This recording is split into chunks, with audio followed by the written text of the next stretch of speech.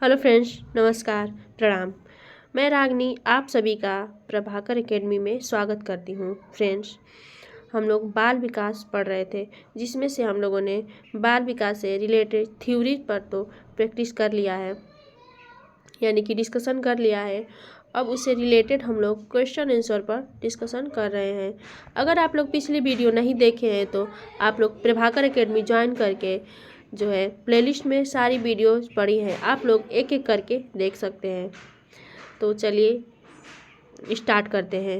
Friends, इसके पहले हम लोगों ने बहुत सारे क्वेश्चनों पर डिस्कशन किया है।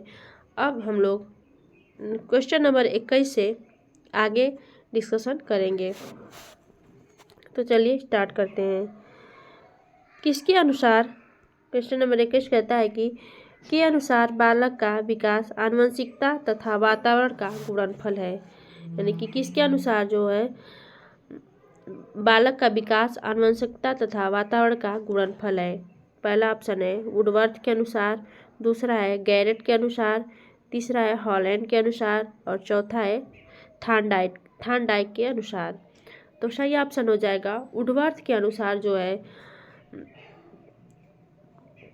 विकास का जो है बालक का विकास जो है आनुवंशिकता तथा वातावरण का गुणनफल होता है। क्वेश्चन नंबर 22 है कि निम्न में से कौन सा अभिक्रमिक अनुदेशन का सिद्धांत नहीं है। पहला ऑप्शन है अभ्यास का सिद्धांत, दूसरा है पुनर्बलन का सिद्धांत और तीसरा है सक्रिय अनुक्रिया का सिद्धांत और चौथा है छोटे पदों का सिद्धांत। तो सही ऑप्शन हो जाएगा अभ्यास का सिद्धांत जो है अभिक्रमिक अनुदेशन का सिद्धांत नहीं है। तो ऑप्शन नंबर 1 सही हो जाएगा। नंबर 23 है कि निम्न में से कौन सा संप्रेषण प्रक्रिया का तत्व नहीं है। ऑप्शन नंबर 1 है माध्यम, दूसरा ऑप्शन है पुनर्बलन, तीसरा ऑप्शन है प्रतिपुष्टि और चौथा ऑप्शन है अंतःक्रिया। तो सही ऑप्शन हो जाएगा पुनर्बलन जो है संप्रेषण प्रक्रिया का तत्व नहीं होता है। तो ऑप्शन नंबर 2 सही हो जाएगा। क्वेश्चन नंबर 24 है कि क्वेश्चन नंबर 24 निम्न में से कौन व्यक्तित्व के गुण सिद्धांत से संबंधित नहीं है। पहला ऑप्शन है फ्रायड, दूसरा ऑप्शन है आइजैक और तीसरा है कैटल और चौथा है ऑलपोर्ट। तो सही ऑप्शन हो जाएगा फ्रायड जो है व्यक्तित्व के गुण के सिद्धांत से संबंधित नहीं है। यानी कि फ्रायड व्यक्तित्व के गुण के सिद्धांत का जो है के बारे में कुछ भी नहीं डिस्कशन किए हैं। क्वेश्चन नंबर 25 है कि सुमेलित कीजिए। क्या सुमेलित कीजिए? सूची 1 को सूची 2 से सुमेलित करना है। ऑप्शन 1 में पहला मतलब सूची 1 में दिया है हल, मैकडूगल, तीसरा है फ्रायड और चौथा है मैस्लो। तो हल ने क्या दिया था दिए थे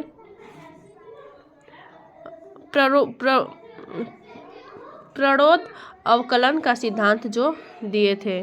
तो पहला का हो जाएगा चौथा में। मैकडूगल कौन से दिए थे?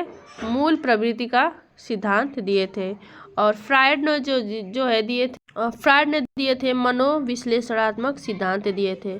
और मैस्लो ने जो दिए थे आवश्यकता सिद्धांत दिए थे। तो ऑप्शन नंबर जो देखते हैं कौन सा सही होता है। ऑप्शन नंबर इसमें जो है 4 सही हो जाएगा, यानी कि 4, 2, 3 और 1 सही हो जाएगा। क्वेश्चन नंबर 26 है कि संप्रेषण संबंधी अक्षमता है। क्या है? डिस्फेजिया है, डिस्कैलकुलिया है, डिसलेक्सिया है और डिसग्राफिया है। तो सही ऑप्शन हो जाएगा डिस्फेजिया जो होता है, जिस बच्चे में डिस्फेजिया नामक विकार पाया जाता है वो संप्रेषण नहीं कर पाता है, यानी कि अपने बातों को एक दूसरे से मतलब कह नहीं पाता है। तो डिस्फेजिया हो जाएगा फ्रेंड्स, डिस्फेजिया हो जाएगा जो है डिस्फेजिया हो जाएगा संप्रेषण संबंधी क्षमता, और डिस्कैलकुलिया होता है जो वो गणित संबंधी अक्षमता होता है, यानी कि जिस बच्चे में डिस्कैलकुलिया नामक विकार पाया जाता है वो जो है गणितीय संबंधी जोड़ घटाव गुणा नहीं कर पाते हैं बच्चे। और तीसरा है डिसलेक्सिया। डिसलेक्सिया जो होता है पठन संबंधी विकार होता है, यानी कि बच्चे सही तरीके से पढ़ नहीं पाते हैं। और डिस्ग्राफिया जो होता है फ्रेंड्स, डिस्ग्राफिया नामक जिस बच्चे में विकार होगा वो बच्चा सही तरीके से जो है लेखन संबंधी कार्य को नहीं कर पाएगा। तो अगला क्वेश्चन देख, क्वेश्चन नंबर 27 है, निम्न में कौन सी शिक्षण विधि प्रगतिवादी सिद्धांतों पर आधारित है? पहला है आगमन, दूसरा है निगमन, तीसरा है प्रश्नोत्तरी और चौथा है समस्या समाधान। तो सही ऑप्शन हो जाएगा समस्या समाधान जो है। समस्या समाधान जो है जो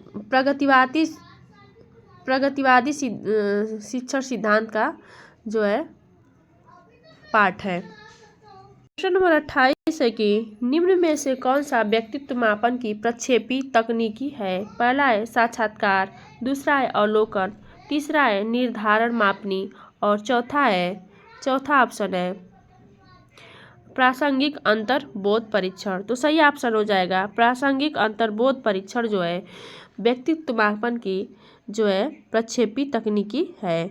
तो ऑप्शन नंबर 4 सही हो जाएगा फ्रेंड्स। 29 है कि निम्न में से कौन सा लक्षण किसी मापक उपकरण के लिए सर्वाधिक वांछनीय है? पहला है विश्वसनीयता, दूसरा है वैधता, तीसरा है वस्तुनिष्ठता और चौथा है मानक। तो सही ऑप्शन हो जाएगा वैधता जो है किसी मापक के उपकरण के लिए सर्वाधिक वांछनीय विधि होती है, यानी कि जब कोई चीज़ हम लोग मापते हैं तो उसकी वैलिडिटी रहनी चाहिए। तो ऑप्शन नंबर 2 सही हो जाएगा फ्रेंड्स। क्वेश्चन नंबर 30 है कि गैंग्रेन निम्न में से किससे संबंधित है? ऑप्शन नंबर 1 है अधिगम का श्रेणी क्रम, दूसरा है अधिगम के सिद्धांत, तीसरा है अधिगम का मूल्यांकन, चौथा है अधिगम का प्रबंधन। तो सही ऑप्शन हो जाएगा अधिगम का श्रेणी क्रम जो है गैंग्रे जो है संबंधित होता है। तो ऑप्शन नंबर 1 सही हो जाएगा। क्वेश्चन नंबर 31 है कि अभिप्रेरणा के स्रोत कौन कौन से हैं? पहला है आवश्यकता, दूसरा है चालक, तीसरा है प्रेरक और चौथा है इच्छा। तो सही ऑप्शन हो जाएगा अभिप्रेरणा का सबसे मेन स्रोत जो होता है आवश्यकता होता है, यानी कि जब किसी चीज़ की व्यक्ति को आवश्यकता पड़ती है तो वह सीखने के लिए प्रेरित हो जाता है, यानी कि आवश्यकता ही प्रेरणा का सबसे मेन स्रोत है। क्वेश्चन नंबर 32 है कि मानसिक स्वास्थ्य के नियमों को खोजना और उन्हें बनाए रखना अध्ययन का केंद्र बिंदु है। किसने कहा था? शैफर ने, हेडफील्ड ने, तीसरा है ड्रेवर ने और चौथा है लैडेल ने। तो सही ऑप्शन हो जाएगा ड्रेवर ने कहा था। नंबर 33 है कि थांडाई का व्यक्तित्व के वर्गीकरण का आधार है। पहला ऑप्शन है शारीरिक गठन और शकल सूरत, और दूसरा है रचनात्मकता और मौलिकता, और तीसरा है समायोजन और बुद्धि, और चौथा है चिंतन और कल्पना। तो सही ऑप्शन हो जाएगा फ्रेंड्स चिंतन और कल्पना जो है थांडाई के व्यक्तित्व का वर्गीकरण का आधार है। क्वेश्चन नंबर 34 है सीखने के वक्र क्या है? पहला ऑप्शन है सीखने की प्रगति के सूचक है। क्या? सीखने के प्रगति के सूचक है। दूसरा है सीखने की मौलिकता के सूचक है, तीसरा है सीखने के गत्यात्मक स्वरूप के सूचक है, और चौथा है सीखने की रचनात्मकता के सूचक है। तो सही ऑप्शन हो जाएगा सीखने के प्रगति के सूचक है। तो ऑप्शन नंबर 1 जो है सही हो जाएगा। सीखने के वक्र जो होते हैं फ्रेंड्स सीखने की प्रगति को सूचक करते हैं। क्वेश्चन नंबर 35 है कि निम्नलिखित में से स्मरण करने की कौन सी विधि है? मिश्रित विधि, विचार, साहचर्य विधि, एक और दो दोनों सही है, या फिर इनमें से कोई नहीं। तो सही ऑप्शन हो जाएगा एक और दो दोनों विधि जो है स्मरण करने की विधि होती है, यानी कि मिश्रित विधि से भी स्मरण किया जा सकता है और विचार साहचर्य विधि से भी स्मरण किया। क्वेश्चन नंबर 36 है कि बुनियादी स्तर पर मातृभाषा में शिक्षा देना बेहतर है क्योंकि यह, फर्स्ट ऑप्शन है, बच्चों में आत्मविश्वास का विकास करेगा, दूसरा है अधिगम को सरल बनाएगा, और तीसरा है बौद्धिक विकास में सहायता करेगा, और चौथा है प्राकृतिक वातावरण में बच्चों को सीखने में सहायता करेगा।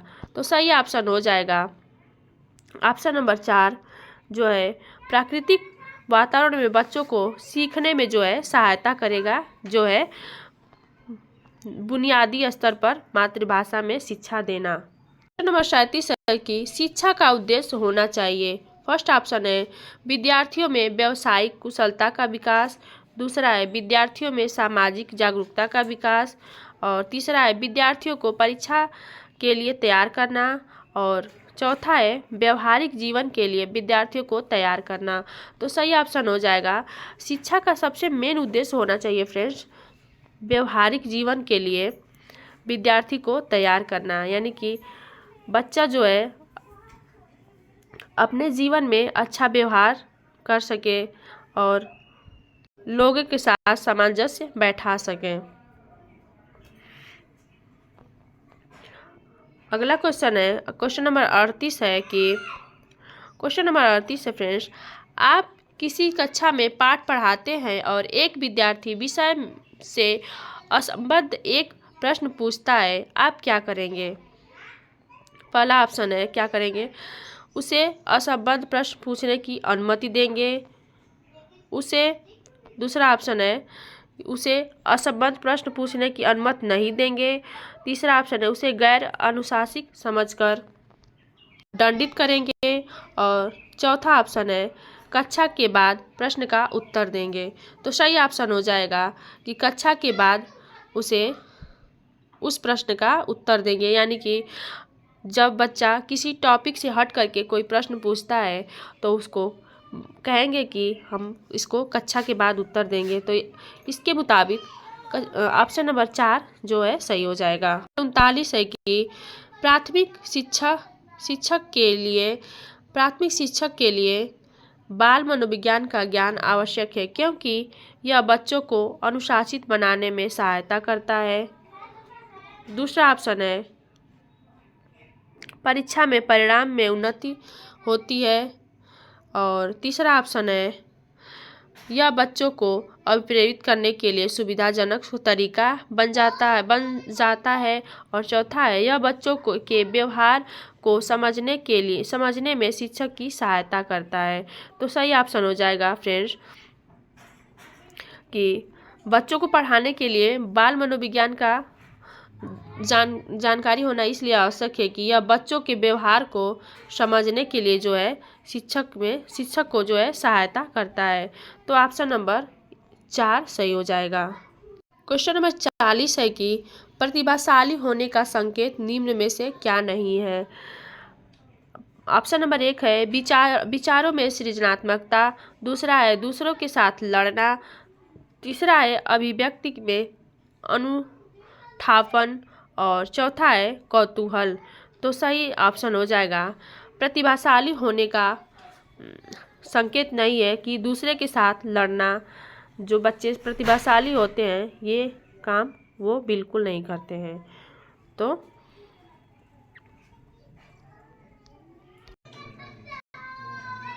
फ्रेंड्स ऑप्शन नंबर 2 सही हो जाएगा। तो फ्रेंड्स आज के लिए बस इतना ही, इसके आगे हम लोग नेक्स्ट वीडियो में डिस्कशन करेंगे। Okay friends, thank you.